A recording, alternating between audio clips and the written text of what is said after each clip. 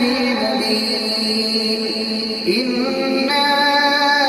أنزلناه قرآنا عربيا لعلكم تعقلون نحن نقص عليك أحسن القصص بما أوحينا إليك هذا القرآن وإن كنت من قبله لمن الغافلين إذ قال يوسف لأبيه يا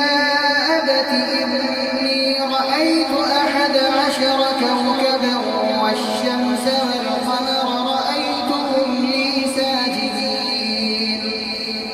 قال